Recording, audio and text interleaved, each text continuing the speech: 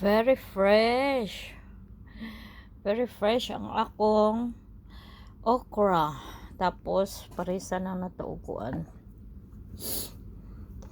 This is my lunch for today. O kanang gihatag. Gihatag. Salamat dahil sa imong paghatag. Thank you very much. Paris lang din ako akong boiled nga okra kay sarap-sarap.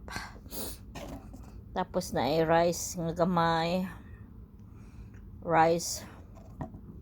Kay gitamad na mag white rice.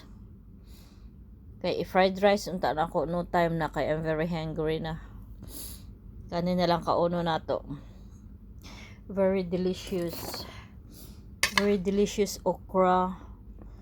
Nga na ay sausawan kamatis. Kamatis sausawan with toyo and suka nga maanghang. Ay, yummy na my lunch for today. My lunch for today. Yummy na siya